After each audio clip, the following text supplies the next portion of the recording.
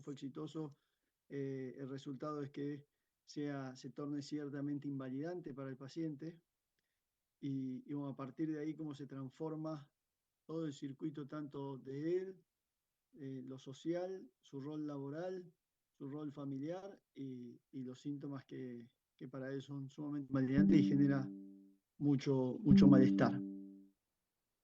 Y por otro lado, ayer falleció, yo estuve rotando en España a principios de este año y tuve la oportunidad de atender a una paciente muy joven, 37 años, con un cáncer de mama, que bueno, mis compañeros de allá me comunicaron que ayer falleció, ¿no?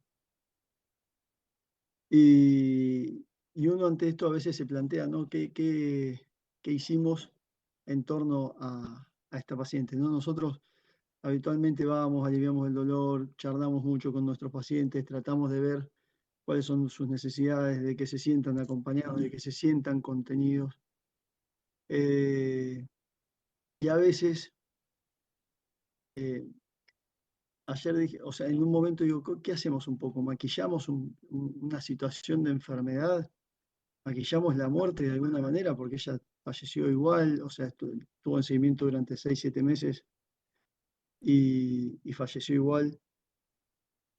Y después pensaba, bueno, al fin y al cabo, los únicos que hicimos, que por ahí nos acercamos a otra situación un poquito más humana de ella, ¿no? De ver qué era lo que sentía, qué era lo que quería, cómo transmitir su enfermedad a sus amigos, a su familia y demás, fuimos nosotros, porque el resto también de alguna manera maquilló una situación que era irreversible, ¿no? Puso un tratamiento oncológico que no iba a ser curativo, hizo una cirugía que no iba a ser curativa. Por lo tanto, me planteaba de que eh, muchas veces los cuidados paliativos se plantea como que siempre se aborda a un paciente que no se va a curar y el resto de los profesionales, muchos de las especialidades, abordan al mismo paciente pero de otra manera. Entonces, uno con eso un poco me generaba más tranquilidad, ¿no? Después de analizarlo y ver que nos pasa un poco a todos, a todas las especialidades que intervenimos, pero haber conocido y haber podido fomentar las necesidades de disminuir el sufrimiento y revalorizar la función de esos pacientes es un poco lo que buscamos, ¿no? Bueno, no sé si alguna pregunta, alguna duda, alguna cuestión, algo que les haya pasado, alguna consulta que quieran hacer, algo que hayan visto esta semana. No. ¿No? Perfecto. Bueno, vamos a arrancar con la clase.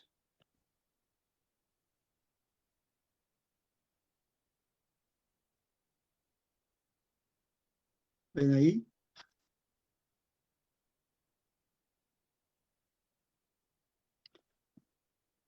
Bueno, ven bien, ¿no? ¿Sí? Perfecto. Bueno, evaluación y tratamiento del dolor.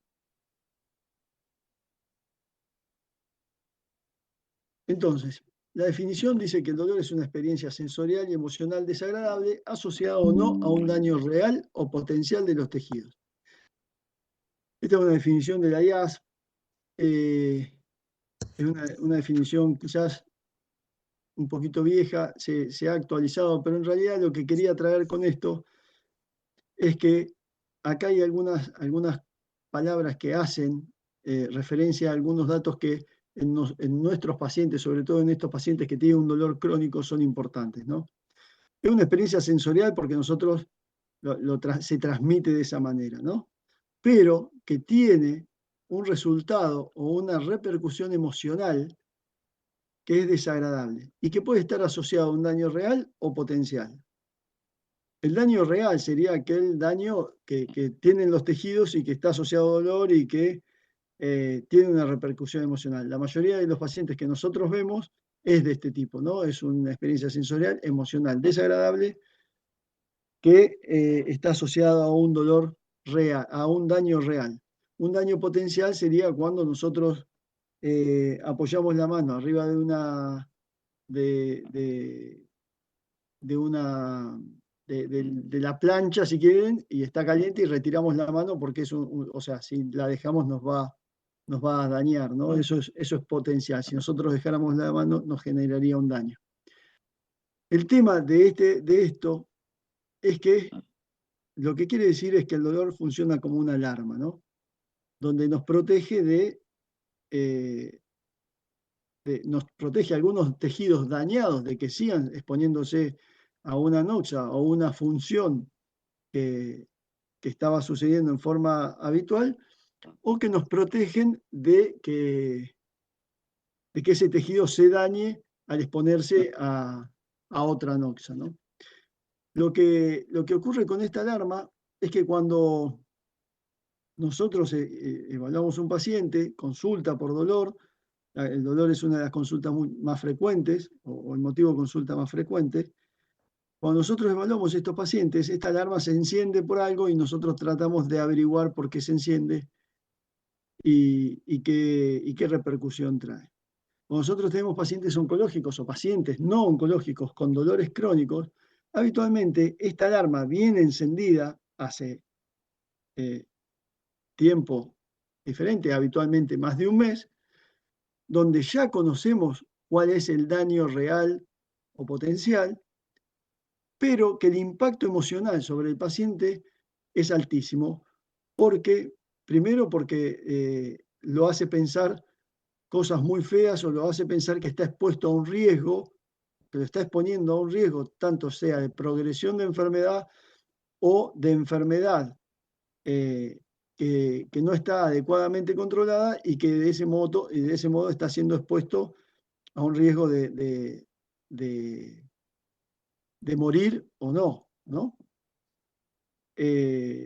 Por lo tanto, estos pacientes, el dolor crónico se vuelve una enfermedad en sí mismo. ¿Por qué digo esto? Porque estos pacientes tienen una alta carga emocional debido a que tienen un dolor que no saben qué está ocurriendo, que el dolor persiste. El dolor es severo y genera un alto sufrimiento. Ese alto sufrimiento se asocia a dificultad o disminución del apetito, dificultad para tener un descanso adecuado, dificultad para movilizarse. Por lo tanto, todas estas situaciones conllevan a que el paciente sea un paciente dependiente de otros, que no tenga un descanso adecuado, que no pueda estar alimentándose en forma normal. Y todas estas cosas a su vez se hacen pensar tanto a él como a su entorno que hay algo, en este caso una enfermedad, que está no tratada o eh, no tratada en forma adecuada y que lo está exponiendo cada vez a un riesgo peor que lo acerca cada día más a la muerte. Por eso es tan importante el tratamiento de este tipo de dolor. Por lo tanto, esta alarma lo que tenemos que hacer es desactivarla.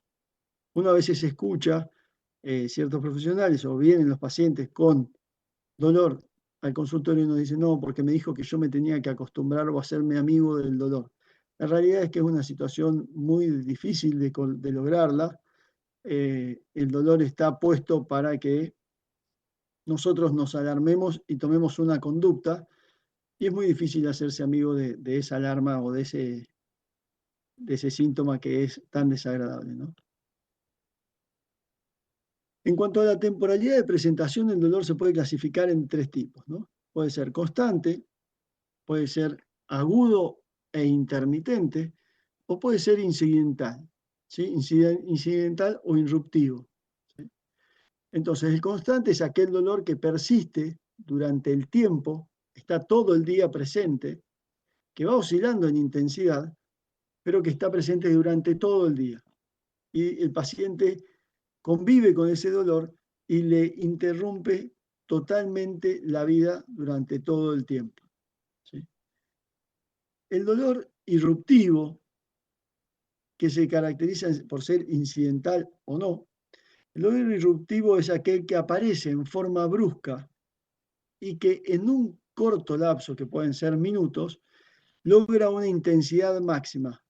O sea, era un paciente que estaba libre de dolor y de golpe sufre una crisis de dolor irruptivo que en pocos minutos llega a ser de 10 en 10, ahora vamos a ver qué es 10 en 10, y se vuelve intolerable.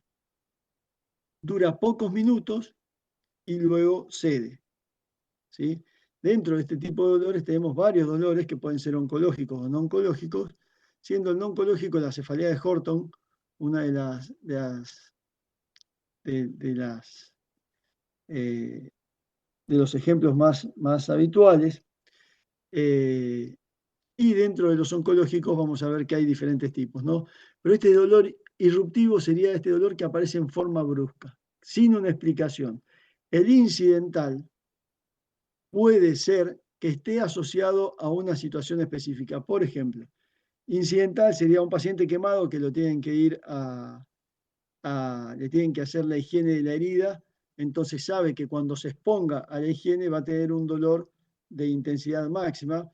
Un dolor incidental puede ser aquel paciente que tiene una lesión vertebral y cada vez que cambia de decúbito o intenta sentarse, habitualmente las vértebras más comprometidas son las dorsales bajas o las lumbares, esa vértebra se comprime y genera dolor. Ese sería un dolor incidental volitivo, o sea, el paciente sabe que cuando hace tal cosa le genera dolor.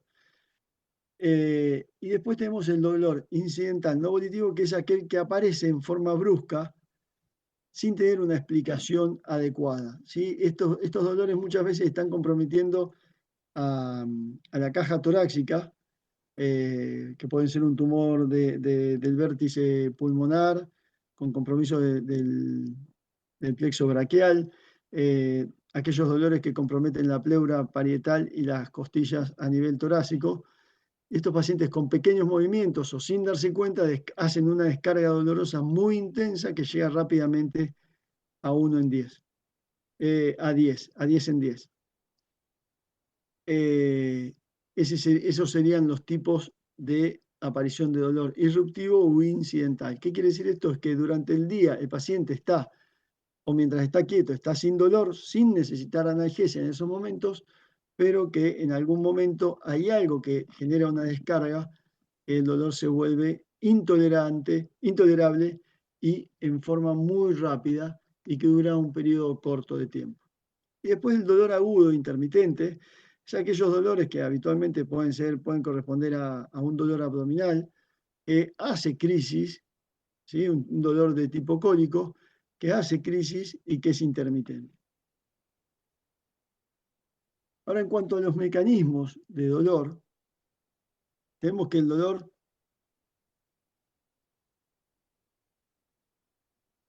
perdón, ahí me hicieron una pregunta, a ver. ¿Querés preguntármela por audio? No sé si se escucha ahí el micrófono. Sí, perfecto. Bien, la pregunta era si la diferencia entre el incidental y el agudo, la diferencia era que el incidental tenga un dolor de base que se reagudiza.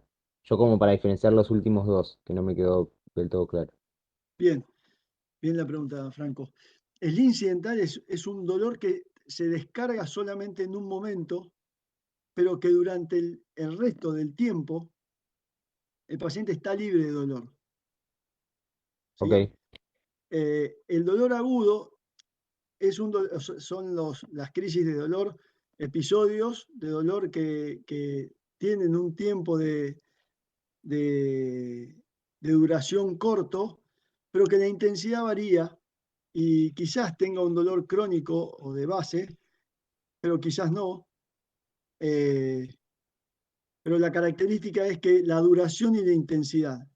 El dolor irruptivo es una crisis que dura en muy pocos tiempos, en minutos, 2, 3 minutos, incluso los pacientes que tienen una metástasis vertebral, por ejemplo, te diría que en segundos el dolor se les vuelve intolerable y dura, te puedo decir, quizás entre 15 minutos o 5 minutos y 40 minutos, y después cede espontáneamente. Incluso el paciente que tiene una metástasis vertebral y uno tiene que sentarlo, el dolor le va a durar 8 minutos, si cuando uno lo cambie de decúbito, 8 o 10 minutos, pero esos 8 o 10 minutos, el dolor es de una intensidad terrible que genera un sufrimiento espantoso. es feo verlo porque el paciente parece que se van a desmayar a veces, pero las características del disruptivo es que aparece en forma muy rápida, la duración es un tiempo corto y que la intensidad es máxima, habitualmente entre 8 y 10. ¿Sí? El agudo puede ser un cólico biliar, es un dolor que aparece en forma medianamente brusca, pero que dura, ¿sí? Más de 40 minutos y la intensidad es variable. ¿Quedó más Perfecto. claro? Lo que sí tenemos habitualmente es que en el dolor crónico, digo, en el dolor irruptivo, conocemos una lesión o hay un daño visible. ¿Queda claro? Sí, sí, perfecto. Sí, sí. Bien. Bueno, después los mecanismos de dolor son el nociceptivo, o sea, el que se transmite a través de nociceptores, el dolor neuropático y el dolor mixto. ¿Alguien me puede explicar estos tres dolores? ¿Entienden las diferencias?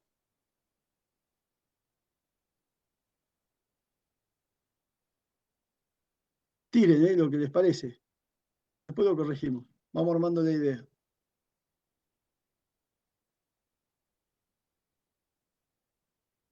Nociceptores. ¿Se acuerdan dónde teníamos nociceptores? ¿Hay algún ayudante de fisio o de anatomía? ¿Dónde hay nociceptores? ¿Todos los tejidos tienen nociceptores? En la piel lo podemos encontrar, por ejemplo. Muy bien. Perfecto. Cerosas, Exactamente. ¿Dónde? las cerosas, Bien. Julián, bien. ¿Quién más?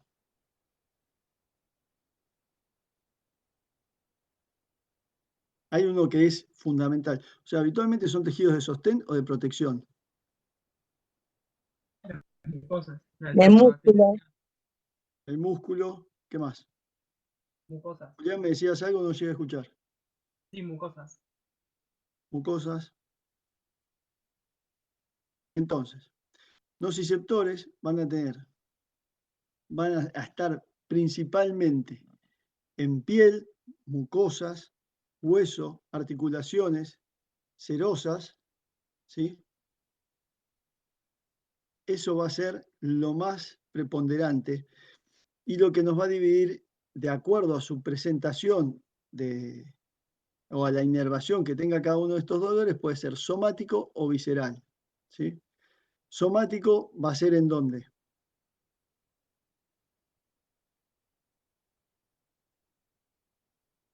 Dijimos, ¿dónde teníamos nociceptores? Que puedan ser somáticos. Osteomuscular. Muy bien, Mm. perfecto. Piel y osteomuscular. ¿Sí? Piel, músculo, articulaciones, huesos, ¿está? ¿Y visceral dónde? Principalmente. ¿En las cerosas? En las serosas, exactamente. Serosas y órganos huecos.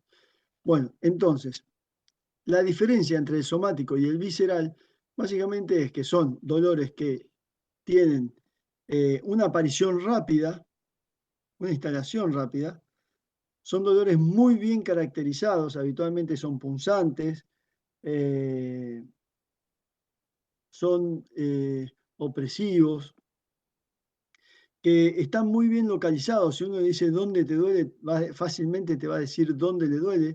Afecta solamente o se localiza solamente en el lugar afectado. Y habitualmente están muy bien referidos, muy bien localizados. Diferente es el visceral, que lo que ocurre habitualmente es que el visceral, si bien es un dolor un poco más sordo, menos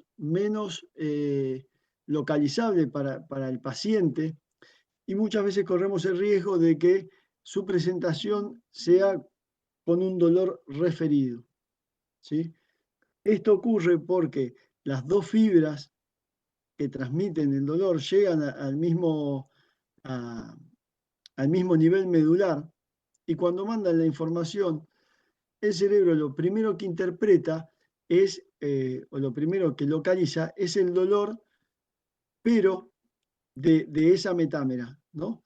Y cuando llegan las dos fibras nerviosas, cuando informa esto, la metámera somática, al estar más entrenada en presentar estímulos sensitivos de tipo doloroso, es mucho más específico que el visceral. Entonces ahí se confunde el dolor.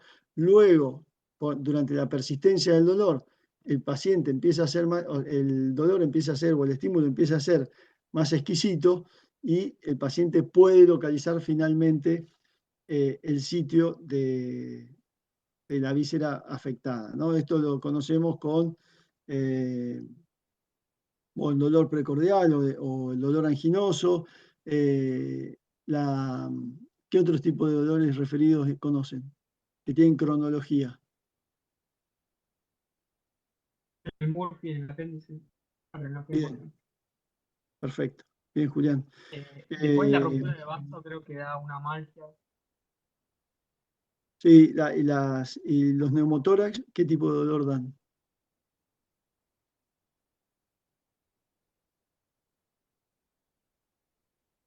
¿Se acuerdan que duelen en el neumotórax? Frecuentemente generan omalgia. ¿Sí? Bueno, entonces, la característica de estos dolores es que son bien localizados, están bien referidos y se localizan solamente en el territorio afectado. ¿Sí? El dolor neuropático es aquel dolor que compromete ya sea al sistema nervioso central o periférico y que la lesión genera un dolor que tiene características o se comporta con síntomas de alteración sensitiva, ¿sí? Y respeta el territorio y el trayecto distal al nervio afectado. ¿Se entiende esto?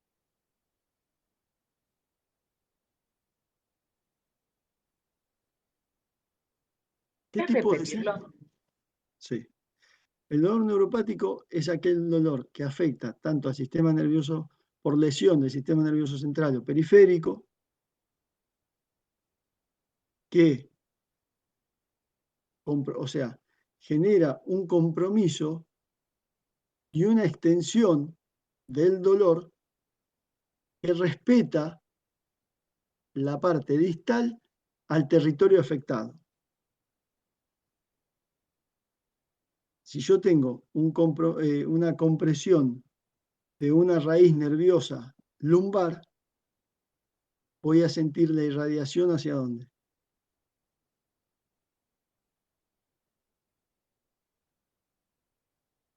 Hacia el miembro Hasta el inferior. miembro inferior. Claro, va a ser una lumbociatalgia, ¿sí? Y ese paciente habitualmente describe el dolor con hormigueos dolorosos, con hipoestesia, con hiperestesia o con alodinia. ¿Ese dolor que se va a provocar en este paciente con la lumbociatalgia va a tener una discapacidad funcional? ¿Puede tenerla o no? Ah, está bien. ¿Sí? La discapacidad funcional es si compromete una fibra motora o no. Por ejemplo, ¿qué tipo de dolor donde el paciente refiere que más son conocen? ¿El herpes? Bien, el herpes. ¿Vieron alguna vez una lesión herpética? Sí, sí. ¿Qué trayecto tiene? Justamente Metamérico, claro. El claro, metamérico. Respeta el sí, nervio afectado. ¿Sí? claro. ¿Y se acuerdan cómo lo describe el paciente?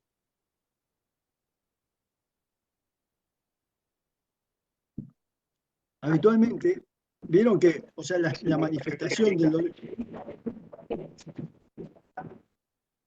Ah, no escuché, de vuelta, a ver. Como si fuese una descarga eléctrica, dolor Exacto. Bien, claro, bien. El dolor, o sea, ¿qué es lo que manifiestan los pacientes? Son características sensitivas, ¿sí? O sea, ante un estímulo sensitivo o táctil, el paciente no tiene la capacidad de discernir las características de ese estímulo, sino que se manifiestan en él como una manifestación dolorosa de alguna de las fibras, ¿no? Entonces puede ser un dolor quemante, una descarga eléctrica, puede que le genere un frío doloroso, puede ser que le genere un hormigueo doloroso, un ardor. Lo más característico es el ardor, que con el roce de el roce sobre la piel de la ropa, ya sienta dolor, ¿sí? Entonces, en estos pacientes lo que tenemos es alodinia, que es patognomónico del dolor neuropático, y es que hay un estímulo no doloroso que genera dolor, ¿sí? Es el roce de la ropa, el roce de la sábana en la neuropatía diabética, que muchas veces se manifiesta inicialmente con dolor o ardor y después se manifiesta con hipoestesia, ¿sí? Pero bueno, lo más característico es el herpes zóster, ¿sí? Entonces, cuando nosotros queremos evaluar un territorio afectado por donde sospechamos un dolor neuropático, cuando evaluamos o hacemos el examen físico, tenemos que hacer el pincho toco, ¿se acuerdan? Pincho toco, pincho toco. Tenemos que ver la vía termoalgésica, a ver si discierne entre calor y frío, y pasarle con un algodón a ver qué es lo que siente, y vamos buscando el territorio afectado, a ver si el nervio que estamos sospechando o la región afectada que estamos observando corresponde al nervio afectado. ¿Entienden lo que les estoy diciendo? Sí. ¿Entienden cuál es la diferencia entre el nociceptivo y el neuropático? El nociceptivo lo que tiene dañado es un tejido donde los nociceptores informan el estímulo doloroso.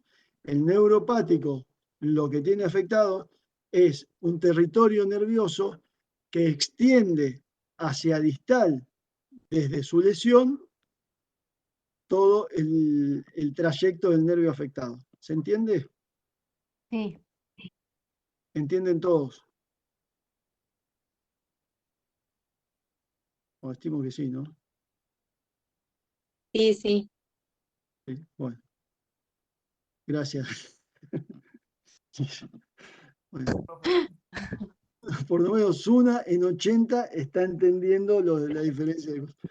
Bueno, y el mixto es ¿se entiende? El mixto es la combinación de ambos dolores. ¿Qué quiere decir esto? Por ejemplo, un aplastamiento vertebral o una metástasis ósea a nivel vertebral que genera un compromiso óseo que duele a nivel óseo, o el dolor es de tipo nociceptivo, y que al comprimir la raíz nerviosa genera un dolor neuropático, ¿sí? Este sería el dolor mixto más característico que vemos. Sepan que el dolor neuropático es de difícil tratamiento y no tiene mucha respuesta a opioides, sino que tiene más respuesta a antineuríticos como el gabapentin, pregabalina, corticoides. Bueno, los componentes del dolor, entonces lo que les decía hoy, ¿no? Hay una lesión tisular que activa receptores, esto tiene una transmisión del estímulo por la médula espinal, se activan vías de la modulación descendente inhibitorias que tratan de inhibir el dolor, que van a actuar entre la generación del estímulo y la percepción del dolor por el sistema nervioso central. Esto es, por ejemplo, hay una teoría de la compuerta, ¿no? Donde la estimulación del territorio afectado de más nociceptores disminuiría el dolor en sí. Por esto, estos sana, sanita, colita rara, cuando les acariciaban, ¿se acuerdan cuando se golpeaban y les pasaban la mano para que no tengan dolor? Bueno, eso lo que hace es estimular más nociceptores y de esa manera bloquear o disminuir la intensidad de la vía ascendente que está generando dolor o que está llevando la información de dolor. Entonces, se percibe en el sistema nervioso central, ¿sí? Pero lo que les decía hoy es que no solamente ocurre eso, sino que de acuerdo a nuestros antecedentes, a nuestros conocimientos, a los factores psicosociales y demás, y el estado cognitivo, va a tener asociado un malestar emocional. ¿Sí? ¿Qué quiero decir con esto? Cuando no sé, por ejemplo, hay veces que hay jugadores de fútbol que están por jugar, no sé, por jugar, el próximo partido es la final. Y cuando se lesionan con lesiones severas en el partido previo, que salen llorando y demás, ahí el dolor no es el gran componente, sino el malestar emocional. No es lo mismo una paciente femenina que de 32 años, que está embarazada, porque tiene un dolor de parto, ¿sí? De trabajo de parto, a esa misma mujer que tiene un cáncer de mama con metástasis óseas. El dolor en intensidad puede llegar a ser el mismo, ¿sí? Quizás puede ser un dolor máximo, 10 en 10. Ahora, el malestar emocional y el componente psicosocial es totalmente diferente, porque una sabe que es un dolor pasajero y que lo que viene es algo buscado y deseado por ella, y la otra sabe que está exponiéndose a una situación de alto riesgo y que le compromete no solo su autonomía y su capacidad de, sí, de ser autónoma, sino que compromete su vida, ¿no? Entonces, eso es lo que uno trata de manifestar con esto del malestar emocional. Por lo tanto, sepan que cuando ustedes están aliviando un dolor crónico o disminuyendo un dolor crónico, mejora mucho la calidad de vida porque el paciente deja de sentirse enfermo todo el tiempo. Los pacientes que tienen dolor crónico se sienten enfermos todo el tiempo o amenazados por la enfermedad todo el tiempo. Bueno, ¿cómo lo evalúan, no? Entonces, evaluación multidimensional, ver las causas, la historia clínica, examen físico, hacer las pruebas diagnósticas, función cognitiva, función renal.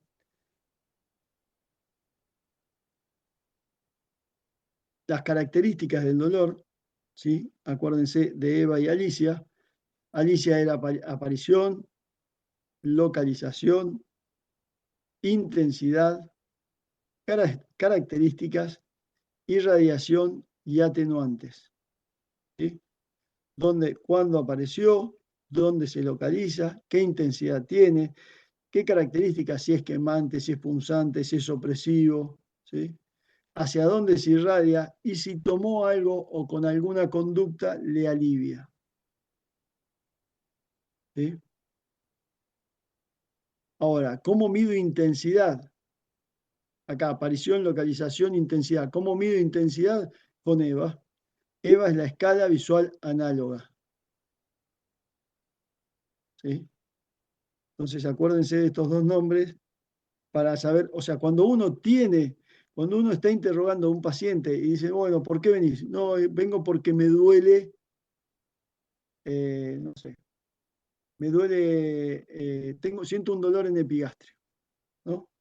Entonces, ustedes en esa enfermedad actual, donde empiezan a escribir, el motivo de consulta es dolor epigástrico, donde empiezan a describir como enfermedad actual ese dolor, tienen que poner todo esto. Dolor que se localiza a nivel epigástrico, que apareció en forma brusca o no, que es de intensidad tanto, de tal característica, que se irradia hacia tal lado, que tomó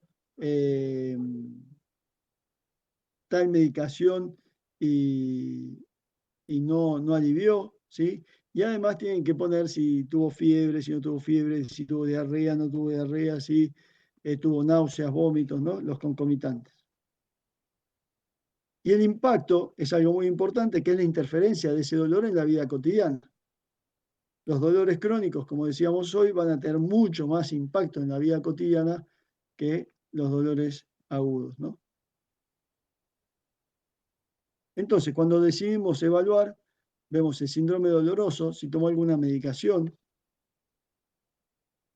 si el paciente tenía existencia o presenta algunas otras comorbilidades, y el aspecto cultural, social y económico para decidir o instaurar un tratamiento.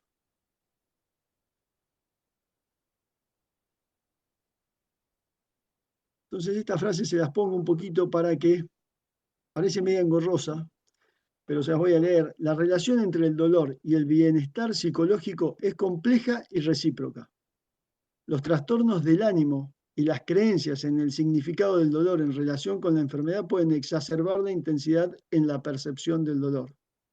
Y a su vez es el mayor determinante de la función, en la función y el humor.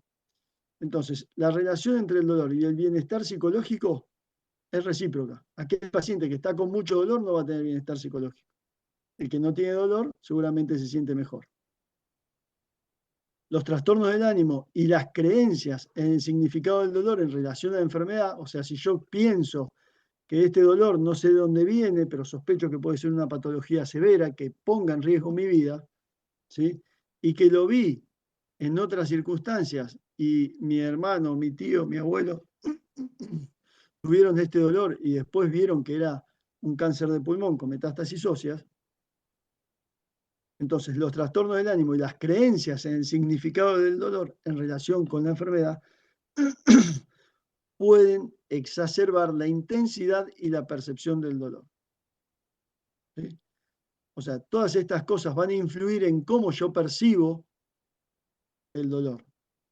Y a su vez, el dolor es el mayor determinante de la función y del humor. Quiere decir, esto es típico si uno, o sea, si uno evalúa a un paciente o conocemos a alguien que sufre de migraña, habitualmente el paciente cada vez que tiene migraña se encierra en la pieza, está con la luz apagada, está de mal humor, no quiere hablar con nadie y bueno, sabe que no es nada, por lo tanto la preocupación no es mucha, pero sí refiere que tiene un dolor que es insoportable, por lo tanto todo esto está asociado en eso. Entonces, Eva, les presento a Eva, escala visual análoga. Esto traten de hacerlo, o ponen la línea y le dicen, bueno, de acá a acá, ¿cuánto dolor tenés? Del 1 al 10, habitualmente yo lo que es un dolor leve, de 4 a 6, un dolor moderado, 7 y 8, un dolor fuerte, 9 y 10, un dolor invalidante. ¿Sí? Tienen esta escalita acá, le pueden poner colores. Esto para escalas pediátricas, ¿sí? ¿Dónde te sentís que estás de acuerdo al dolor que estás sintiendo? ¿Estás acá o estás más acá? Y esto es para poblaciones que no analfabetas o que no tenemos una comunicación fluida, ¿no? Si el dolor es chiquito o si es grande como una sandía, ¿no? Entonces, a todo esto, lo que se trató de hacer con estas escalas es designar o tratar de darle una a la evaluación del dolor y hacer algo que es totalmente subjetivo, un poco más objetivo para el seguimiento y para que podamos valorizar después, valorar de acuerdo al tratamiento instituido, qué respuesta tuvimos. ¿Sí? Entonces, de acuerdo a si el dolor es leve, moderado o severo, en 1996 la Organización Mundial de la Salud presenta la escalera analgésica de la OMS, ¿sí? Primer escalón, segundo escalón, tercer escalón. Primer escalón, con la flechita me falta, primer escalón es un dolor leve y que aliviaría específicamente con AINES, ¿sí? Analgésicos no opioides y que pueden requerir coadyuvantes o no de acuerdo a las características, a ver si era neuropático o no, voy a recibir coadyuvantes. Los coadyuvantes son los tratamientos o los fármacos que utilizamos, que sabemos que alivian el dolor, pero no están creados para eso, ¿no? Por ejemplo, los corticoides, los bifosfonatos, ¿sí? La pregabalina, el gabapentin, ¿sí? Que son anticonvulsivantes que la carbamazepina que se terminan utilizando para el tratamiento del dolor neuropático. Entonces, escalón 1, AINES. ¿Sí? ¿Qué AINES? Acuérdense de utilizar los AINES que menor daño producen. El paracetamol y el ibuprofeno serían los menos nocivos o que menos factores o efectos adversos tienen en el uso. Acuérdense que la idea o lo ideal no es que no se usen estos tratamientos con AINES más tiempo o durante un tiempo mayor a 7 días. ¿Sí? Los opioides débiles, en este grupo encontramos el tramadol y la codeína, y podemos requerir o no el uso de adyuvantes. Y en el tercer escalón encontramos los opioides fuertes. Sepan, y esta flechita está un poco acá, para que lo que ustedes tienen que saber es que si ustedes tienen un dolor severo, o sea, un dolor de 9 en 10, un paciente que no se puede levantar de la cama, no se puede vestir, no tiene apetito, nada de eso. Si queremos tratar este tipo de dolor, no empezamos con un AINE y después vamos escalando. La realidad es que a la escalera se entra por el escalón que nosotros sospechamos que tiene. Y cuando nosotros preguntamos de qué intensidad es el dolor o cuán intenso es, debemos respetar lo que el paciente nos dice y no lo que nosotros sospechamos. De alguna manera, si nosotros sospechamos que el dolor es mayor o menor a lo que el paciente manifiesta, lo que podemos hacer es ver qué impacto funcional tiene en este paciente ese tipo de dolor y de acuerdo a eso ir sacando una conclusión, ¿no? O ayudándolo a pensar de acuerdo a eso.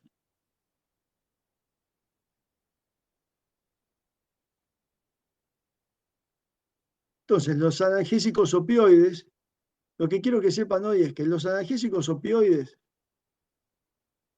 en su mayoría, se unen preferentemente al receptor mu, ¿sí? Y actúan inhibiendo la actividad neuronal ascendente, ¿sí?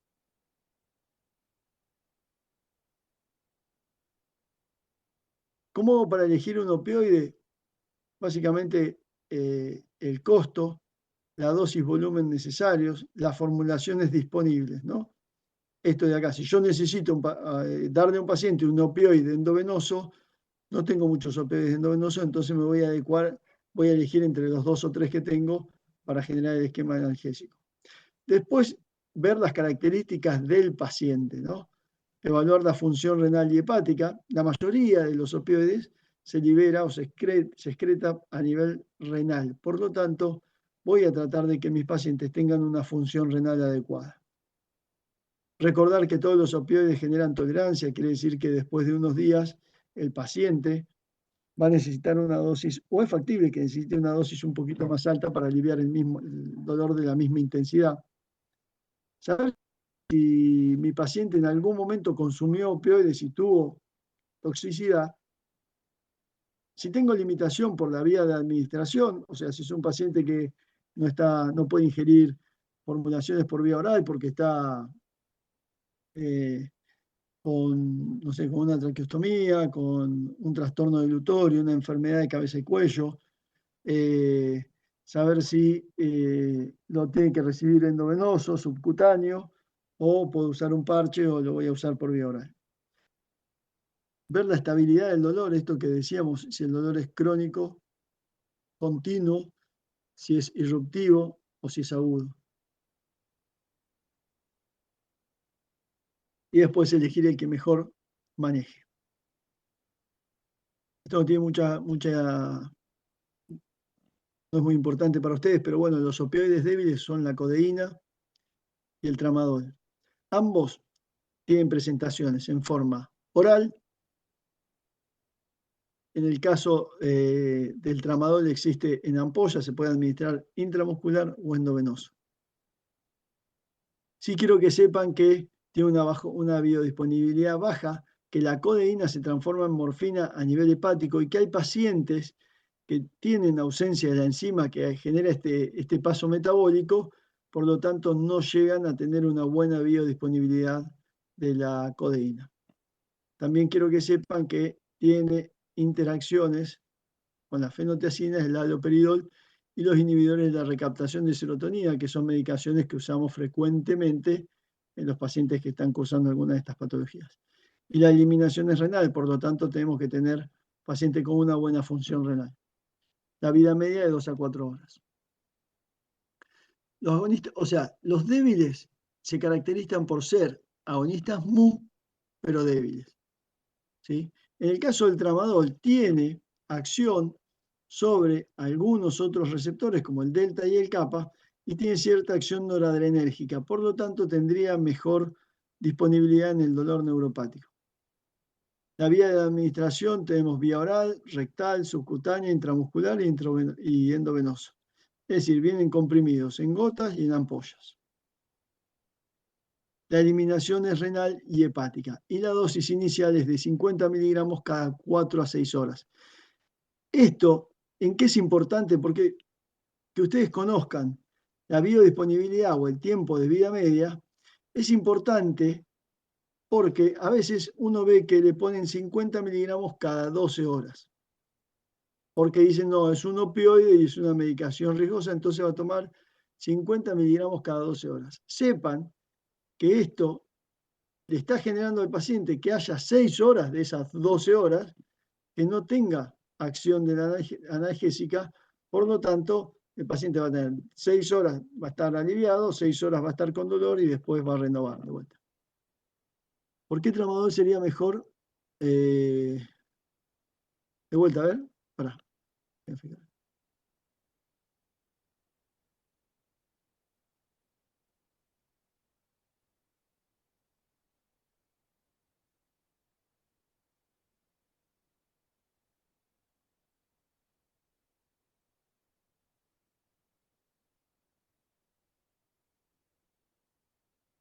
Escribime de vuelta, a ver, porque no encuentro. Acá.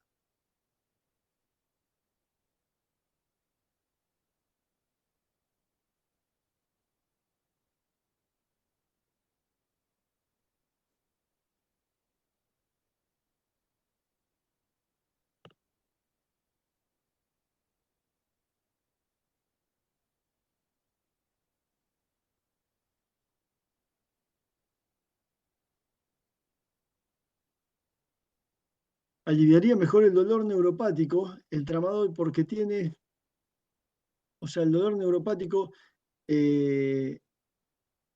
está, o sea, lo que interviene el tramadol es sobre otras vías de la modulación inhibitoria, que es la vía noradrenérgica, la cual está más asociada con la disminución o la inhibición del dolor neuropático. Muy leve, no es que vamos a mejorar este tipo de dolores con el tramadol, sino que ante un mismo opioide débil, tomando esta conducta, seguramente el paciente se sienta más aliviado. Bueno.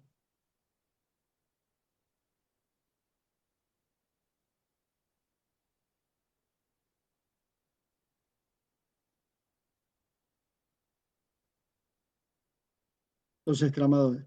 Después, en cuanto a los opioides fuertes, encontramos la morfina, que es un agonista mu, el metabolismo es hepático, intestino delgado y renal. La excreción es renal. De la morfina tenemos presentación de todo tipo. Hay vía oral, subcutánea, endovenosa, intramuscular. Es decir, hay gotas, comprimidos y hay ampollas.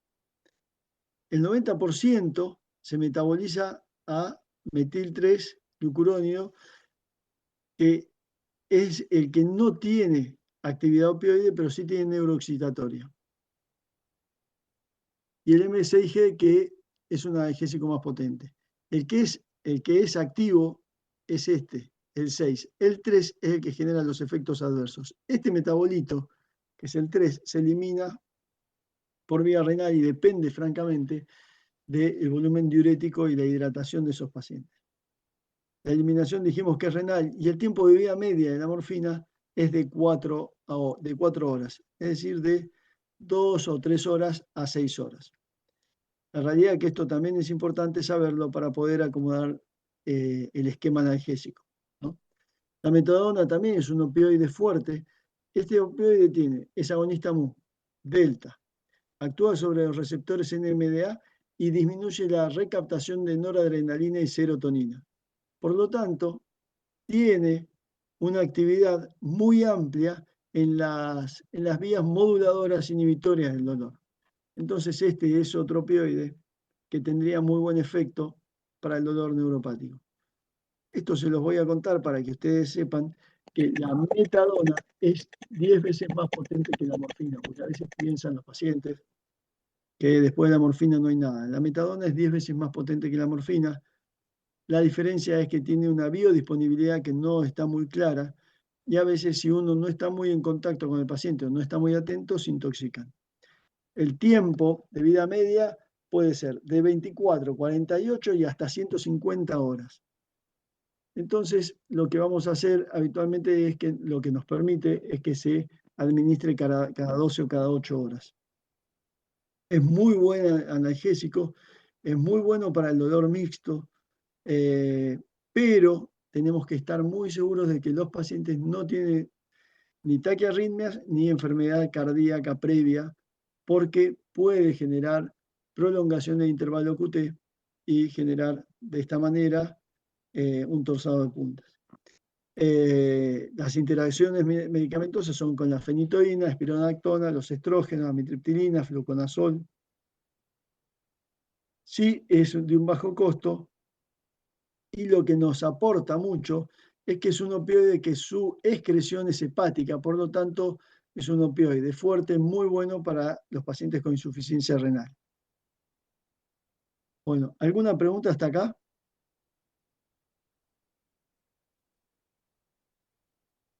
Vamos bien. Bien. Dolor neuropático, o sea, los dolores de peor pronóstico o de mal pronóstico o de más difícil manejo son el dolor neuropático, el dolor incidental, porque el paciente está durante todo el día, está sin dolor, hasta un episodio que es de un dolor de alta intensidad que genera incapacidad, pero que alivia rápidamente.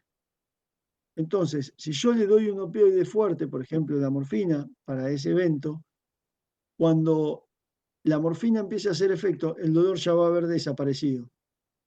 Entonces, eso lo que me va a generar son solamente efectos adversos.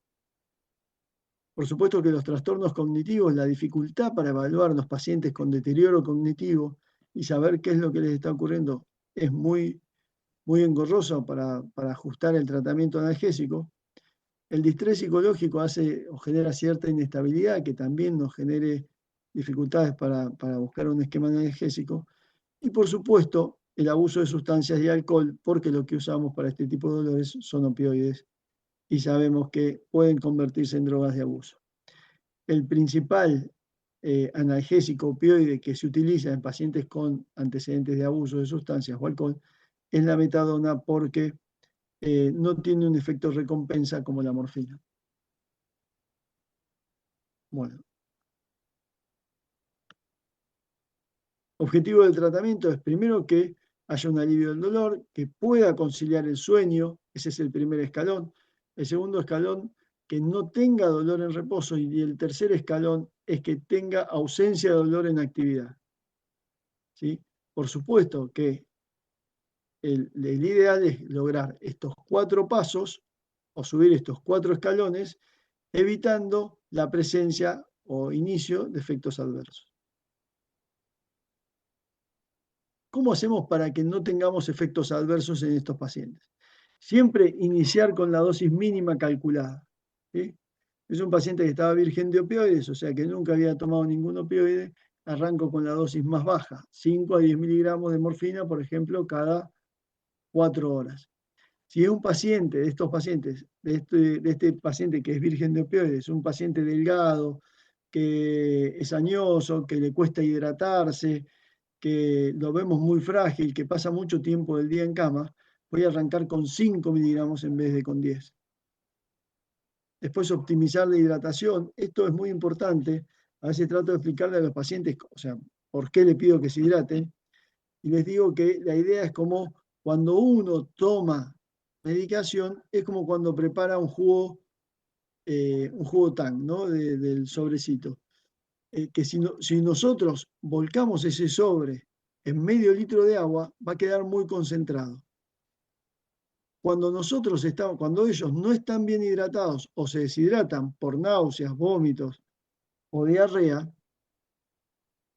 si no se hidratan en forma adecuada y siguen tomando la medicación en la dosis prevista en un estado normal, lo que empieza a ocurrir es que se empieza a concentrar y ese jugo es como si lo preparáramos en medio litro, o esa medicación la estamos tratando de diluir en medio litro, va a quedar más puro y eso va a hacer que aparezcan efectos adversos. Por lo tanto, la idea es que estén muy bien hidratados de manera tal que siempre estemos administrando medicación con un nivel normal de hidratación que sería equivalente a preparar ese sobre de jugo en un litro de agua.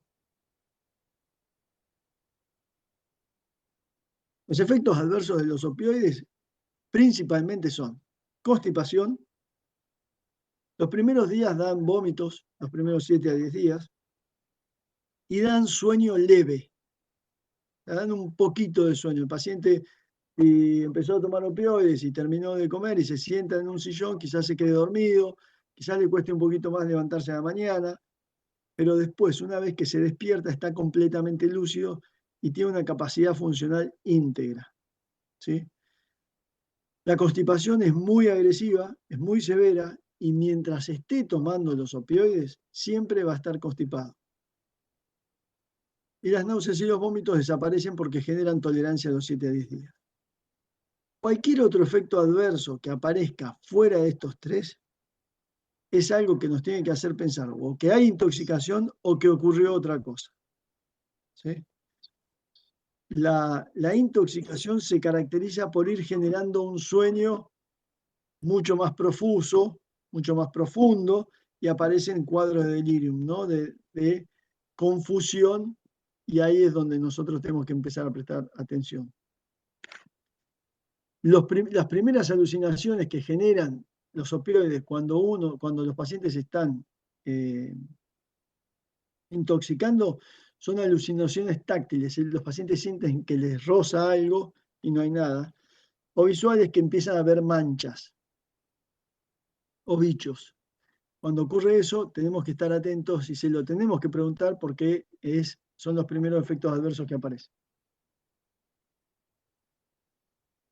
Después, por otro lado, si vemos que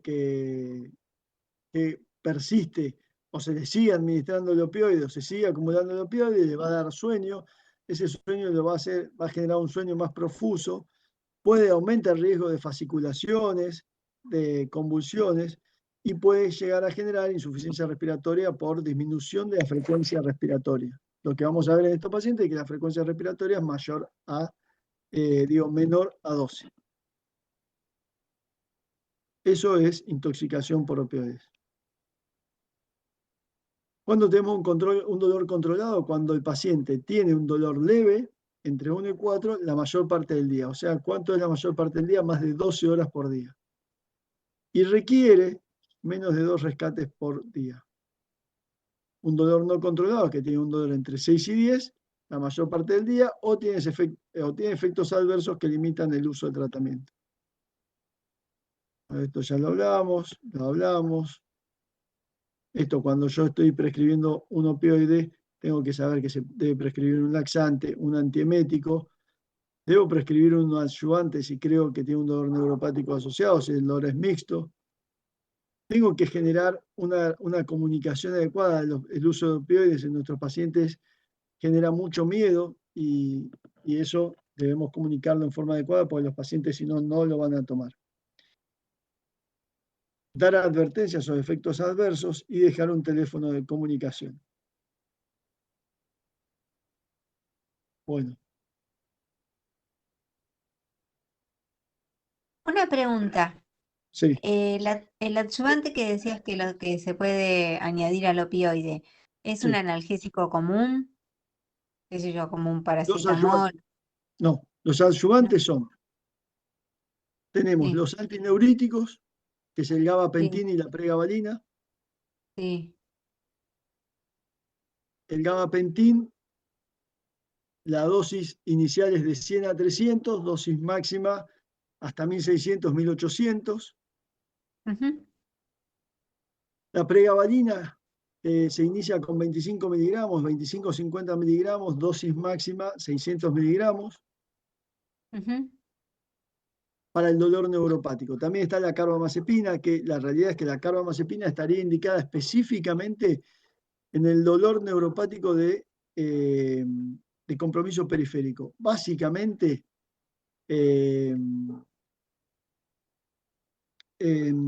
¿cómo se llama? La neuralgia del trigémino. La principal indicación es la neuralgia del trigémino. Otro tipo de tratamiento para los dolores mixtos neuropáticos son aquellos antidepresivos que tienen acción dual, ¿sí? Quiere decir que además de inhibir la recaptación de serotonina, disminuyen. Sí, ahora hay Diego, ahora repito las dosis. Además de ser inhibidores de la recaptación de serotonina, disminuyen la recaptación de noradrenalina y esta es la venlafaxina, la duloxetina. ¿Sí? Que son los anti... antipsicóticos, no. Antidepresivos, Los tricíclicos. antidepresivos, sí. Sí. Y La también venlafaxina. y después los antidepresivos tricíclicos también son de primera Ah, elección en el dolor neuropático, porque ah, disminuyen la recaptación de noradrenalina.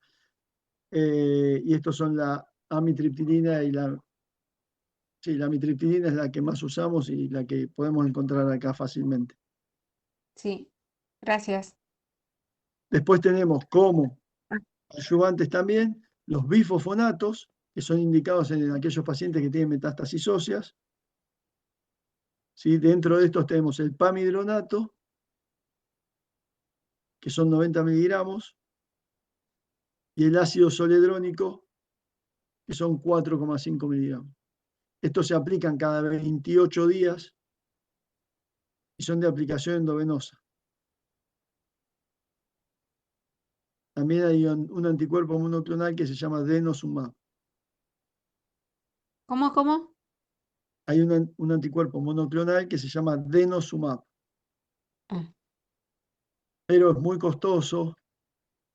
Los de mayor elección son el pamidronato y el ácido zoledrónico. La diferencia entre uno y otro es que el ácido zoledrónico se inyecta o se pasa en 15 minutos y el pamidronato de 3 a 6 horas. ujú. ¿Y el denosumab dónde Es subcutáneo, una aplicación subcutánea. ¿Pero dónde actúa el denosumab? ¿Anticuerpo contra qué? Es contra el receptor símil de, ¿cómo es este? Uy, no me acuerdo. De TSRH me parece que es.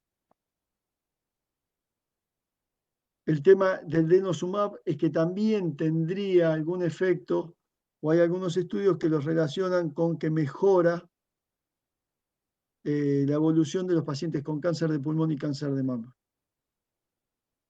Estaría indicado, no tendría el efecto adverso de los, ¿cómo se llama? De los bifosfonatos, que es la osteonecrosis de maxilar. Sí. Es la ventaja, lo que pasa es que es carísimo. Mm, Igual algunas obras sociales los cubren. Y después el corticoide, que para el dolor óseo es muy bueno, lo que pasa es que tiene los efectos adversos del corticoide, ¿no? sí. Que el efecto, los efectos adversos que primero vemos son la retención de hidrosalina, el aumento de la tensión arterial, el aumento de las glucemias, el inicio o el desarrollo de candidiasis mucosa como MUGET, sí, candidiasis esofágica y demás. Diego me pregunta si el adyuvante puede ser indicado solo. Si estamos seguros que el dolor es neuropático puro, lo que mejor debe hacer es el adyuvante, usar el gabapentina o la pregabalina. Si el dolor es óseo, ahí el dolor va a ser nociceptivo, por lo tanto vamos a dar un opioide asociado a esto del opioide o el AINE asociado a los bifosfonatos, ¿sí? Y el corticoide habitualmente ayuda. El corticoide solamente se usa solo cuando hay lesiones ocupantes de espacio a nivel cerebral, ¿sí? Metástasis cerebrales, o en una urgencia oncológica, que es la compresión medular aguda, que es cuando hay una metástasis vertebral, donde se comprime la vértebra, invade el canal medular y comprime, por supuesto, la médula. En estos casos, lo que hay que hacer es una urgencia, porque de persistir esa compresión medular queda un daño neurológico crónico. En esa urgencia el tratamiento es corticoides a dosis alta y rescate quirúrgico o radioterapia. Si la compresión es severa, el rescate es quirúrgico, siempre que se pueda, y si es en riesgo, se hace radioterapia.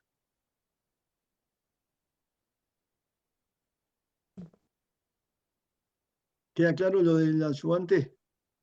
Sí, Solamente se usa solo si es un dolor neuropático puro. ¿Cuáles son los sí. dolores neuropáticos puros?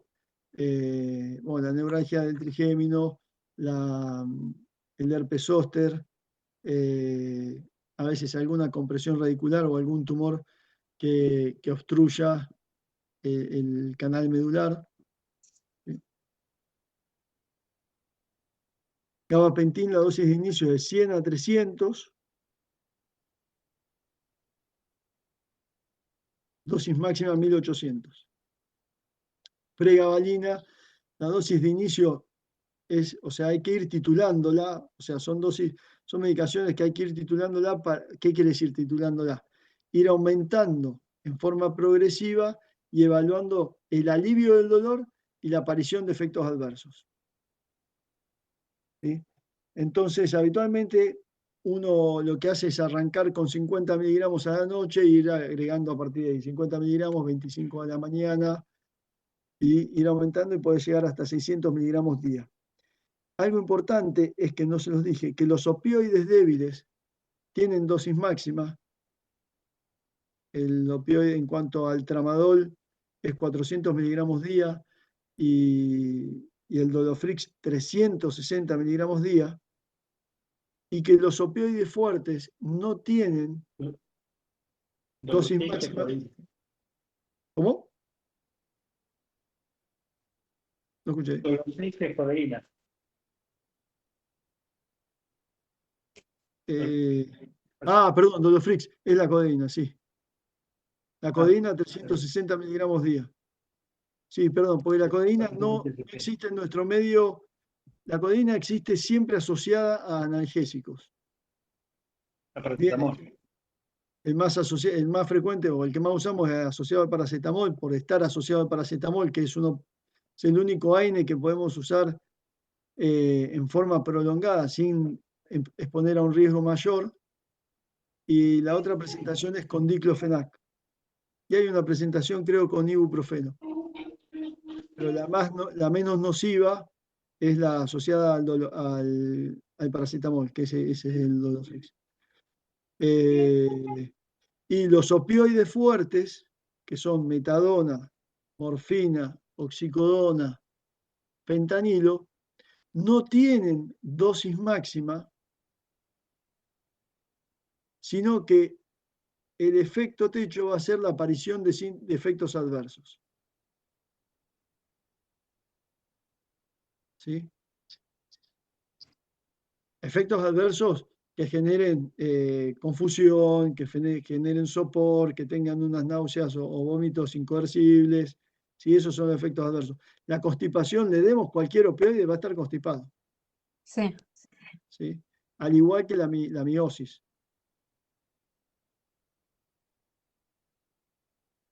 Recuerden también que generar una insuficiencia respiratoria, que es el miedo que todos tienen a los opioides, generar una insuficiencia respiratoria por vía oral no es fácil.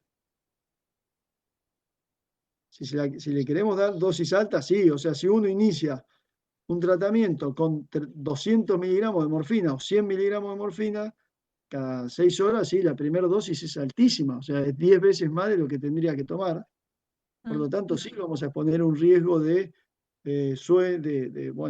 sopor, de insuficiencia respiratoria, pero si le damos 10 miligramos, 20 o la dosis creciente en un paciente que desarrolla tolerancia, no es un efecto adverso frecuente. ¿Sí? Diferente es cuando damos una dosis endovenosa, que el paso es mucho más alto y si el paciente no tiene tolerancia, lo va a poner en riesgo. Y ni hablar cuando se hace morfina intratecal. Ahí sí, la dosis es muy, muy bajita y si se pasa de dosis puede generar insuficiencia respiratoria o paro respiratorio. Después sepan que la insuficiencia respiratoria no es que aparece de un momento a otro, que venía respirando y deja de respirar. El paciente se va a dar cuenta que está intoxicado porque lo van a evaluar y la frecuencia respiratoria es de 8 por minuto. Está dormido, responde poco y la frecuencia respiratoria es de 8 por minuto. O de 9 o de 10, ¿sí? Es menor a 12. Entonces, en ese paciente tengo que suspenderle el opioide, aumentar la hidratación y esperarlo que evolucione, ¿sí? Lavarlo. Sí. ¿Sí? Si vemos que está en riesgo, tenemos que usar naloxona, que es la medicación que revierte esta situación. Antagonista sería. Antagonista. Exacto. Exacto.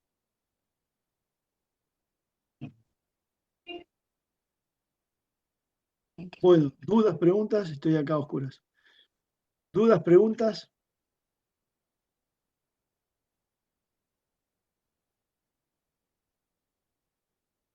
Calculo que sí, Franco.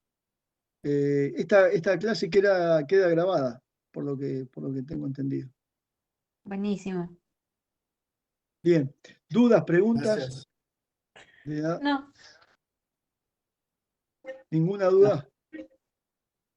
no, no. Asistencia con el nombre directamente al ingresar. Esperen que les comparto en la pantalla el QR que teóricamente se resolvió hoy.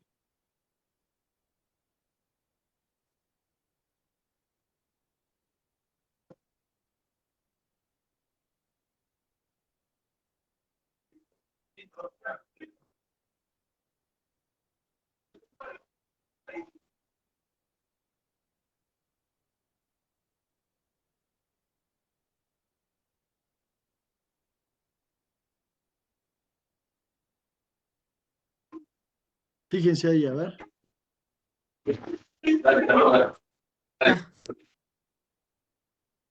Vale, ya mierda. Nos vemos. Bueno, Anito, ya estoy bien. ¿Todo bien? Hasta luego. Gracias. Profe, pasa lo mismo que la otra vez con Sí, yo no me miro. con el QR. Sí, es difícil. Ahora les voy a compartir el que uso para. Sí, no anda eso. Pueden apagar el micrófono. Sí, Esperen ahí que lo pago. les voy a compartir el que usé la vez pasada, el que uso para las clases, qué sé yo. De última van a quedar todos en la cátedra, en la comisión mía, y se van a dar cuenta que fue la clase de hoy por el horario.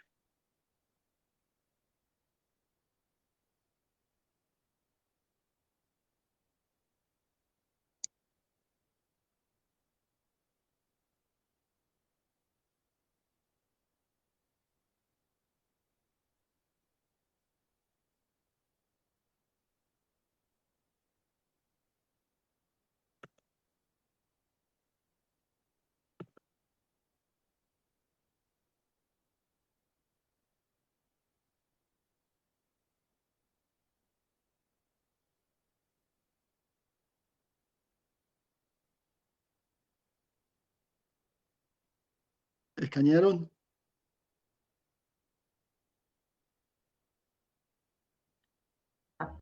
Este sí funciona. ¿Y qué comisión ponemos, profe? ¿Cuál es la de usted? Pongan su comisión o pongan cuidados paliativos abajo.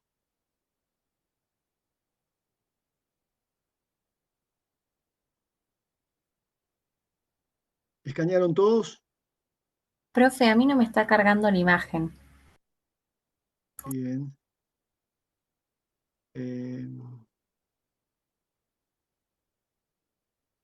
Vamos a hacerlo, a ver. Detengo y vuelvo a poner. Vuelvo a compartir. Ay, que voy a prender la luz que estoy acá.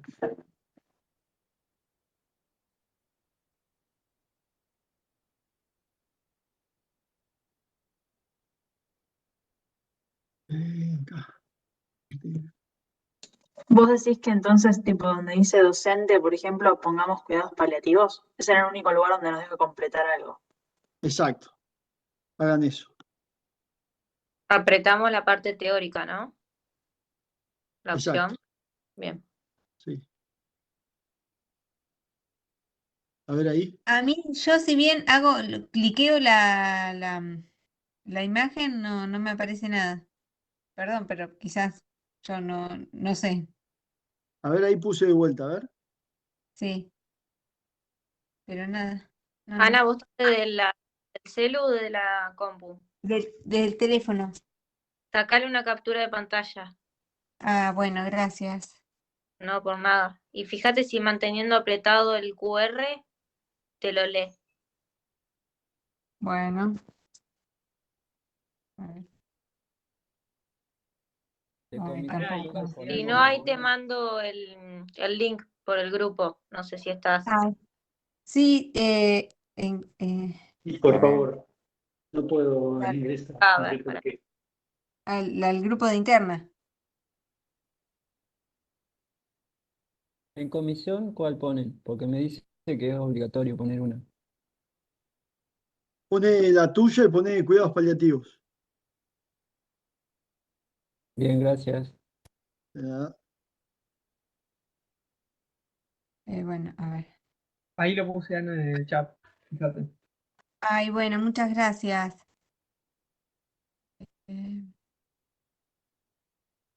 Listo, terminamos, doctor. ¿Terminaron? Bueno.